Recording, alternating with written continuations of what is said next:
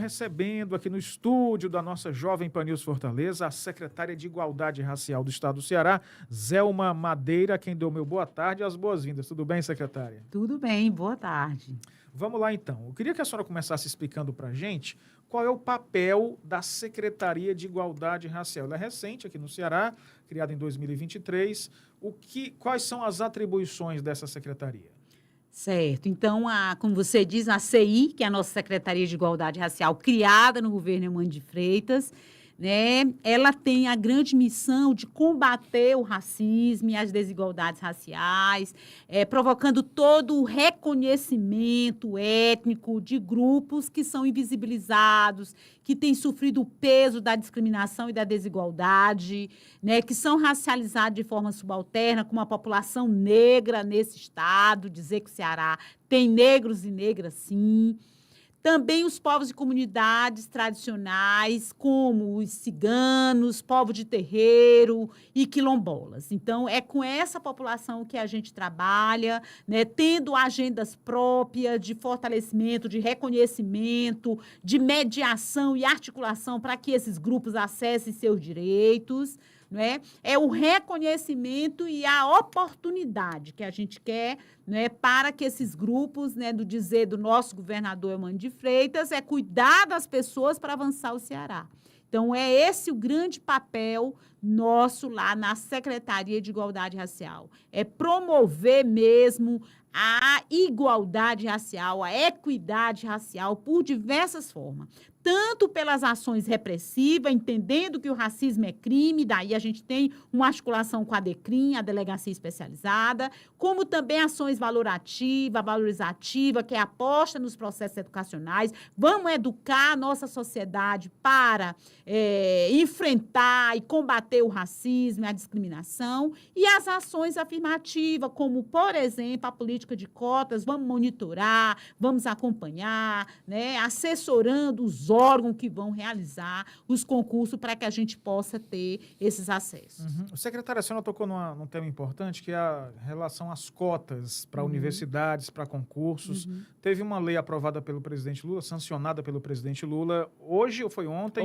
Hoje, a respeito da ampliação dessas cotas. E daqui a pouco a gente vai falar sobre a heteroidentificação, após muitas fraudes que ocorreram, mas explica o que é essa política de cotas e essa ampliação que foi sancionada.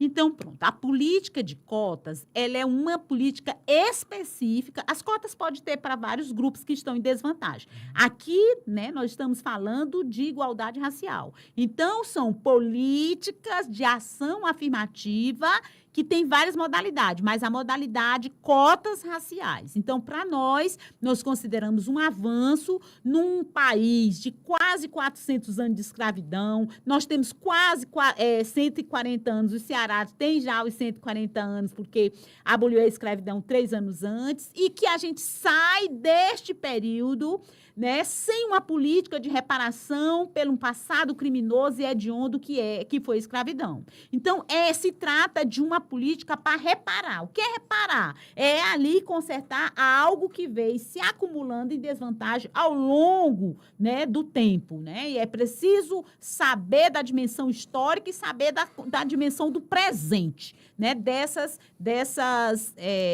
populações, desses grupos étnicos. E aí, assim, por que a gente tem um grande tensionamento em relação às cotas? Porque as cotas, né, e as cotas raciais, elas estão tratando de bens raros.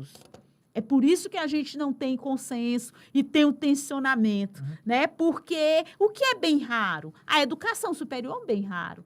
Lá nos anos 2000, nós não éramos nem 2% de população, de 5% de população de negros, ou seja, pretos e pardos na universidade. Então, por que essa universidade, lá, o nível superior, não revela o que é a sociedade? Aqui no Brasil, nós temos 56%.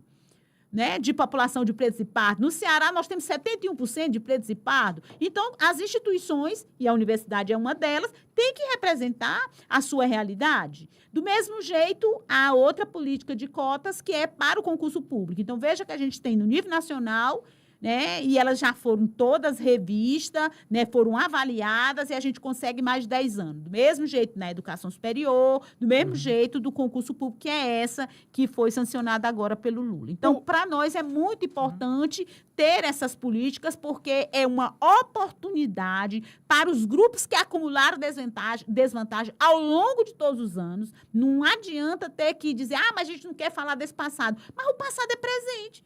Se o passado de escravidão não se revelasse no presente, com desigualdade, tá bom, vamos esquecer. Mas acontece que a escravidão virou linguagem. Acontece que nós temos, é só olhar os dados desagregados de analfabetismo, de insegurança alimentar, de desemprego, que você vai ver que vai ter destaque esses grupos raciais que eu estou falando aqui.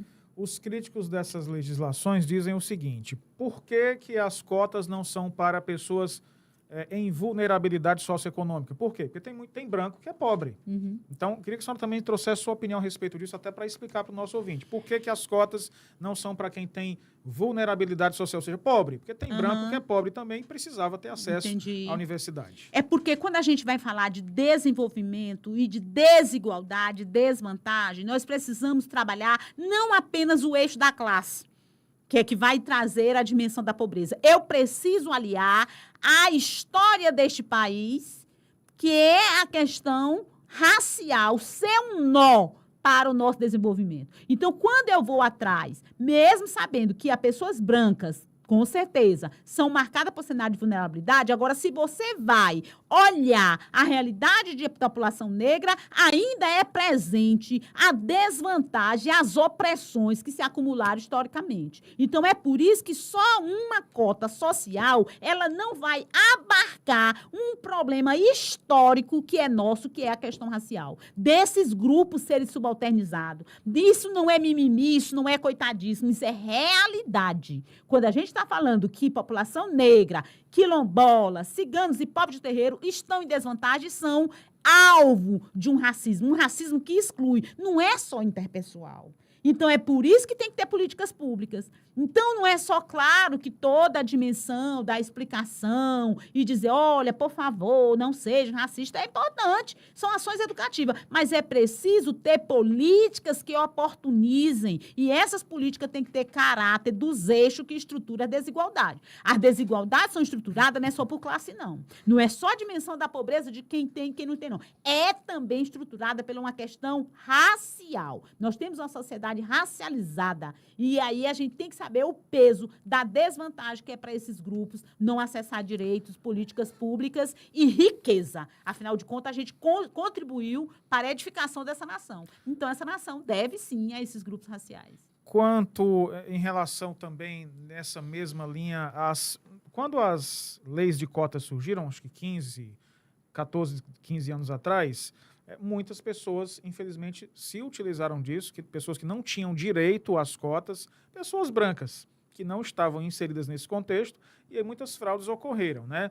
E a minha pergunta é se a senhora acredita que as bancas de heteroidentificação que foram criadas posteriormente para evitar que esses problemas ocorressem, se isso é suficiente para justamente evitar que as pessoas que não estão inseridas nesse contexto fraudem e acessem um benefício que não é para elas. Sim, eu acredito que é um grande ativo, uma grande contribuição às bancas de heteroidentificação, que eu chamo de tecnologias sociais. Afinal de contas, não é qualquer pessoa que deve compor as bancas, são os especialistas, guardando a diversidade étnica, quem lá fique, pessoas brancas e não brancas, homens e mulheres, a dimensão territorial, todas têm que olhar essa composição racial, essas relações raciais que estão dentro, né, da nossa realidade. Então, mas eu penso, e a lei que foi sancionada agora, ela vem com maiores contribuição de como a gente vai evitar as fraudes, que é o que a gente chama de afroconveniência. Afinal de contas, no Brasil, historicamente, nunca foi interessante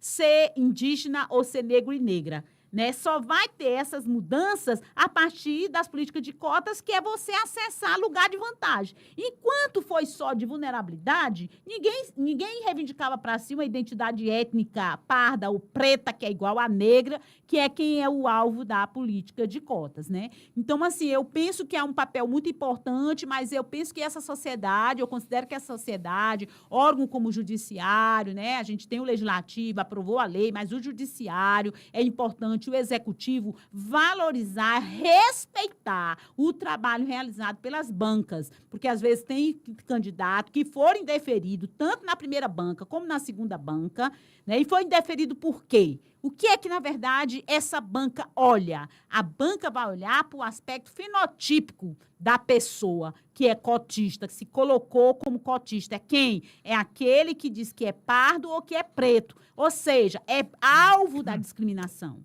Então, essas pessoas é que vão ser avistadas, é que vão ser, faz a autodeclaração, eu sou preta ou eu sou parda, que é igual a ser negra, que é o público-alvo dessas políticas, e que a gente tem que entender que o racismo no Brasil é de marca. Quanto mais aspectos fenotípicos negroide você carregue, maior será a discriminação. E às vezes as pessoas dizem, não, eu sou pardo, porque o meu bisavô, ele era negro, aí eu sou pardo. Mas ele não carrega nenhuma marca fenotípica, então essa política não é para ele. Uhum. A política é para aqueles que sofrem um racismo de marca, é aqueles traços fenotípicos, né, que foram bem ruins para nós, né, população negra neste país, que é a tez da pele, o ângulo facial, cabelo, esses formatos todos na sociedade brasileira excluem e impede de entrar. Então, se eles foram tidos como negativos, a banca de identificação, ela traz para positivar. São as pessoas que foram excluídas, expulsas, oprimidas e não tiveram oportunidade, que agora tem que estar nessa oportunidade. E aí, essa sociedade racista, essa sociedade que não tem unanimidade, algumas pessoas vão fazer uso da afroconveniência, querem ser negros para poder acessar. E aí é por isso que a gente tem que ter um monitoramento, a gente tem que ter avaliação, a gente tem que criar mais mecanismos para que essa política ela chegue a quem dela é público, como as pessoas com aspectos negroides, que por esse aspecto é que são discriminadas e não acessam os lugares de vantagem nessa sociedade. Perfeito. Zelma Madeira, secretária de Igualdade Racial, agradeço muito sua atenção em ter vindo aqui conversar conosco. Nós gravamos o podcast, o Café com Verdade com ela, depois a gente vai divulgar direitinho. Agradeço muito sua atenção, foi muito produtiva a nossa conversa. Obrigado, viu? Eu que agradeço. Muito obrigada. Valeu.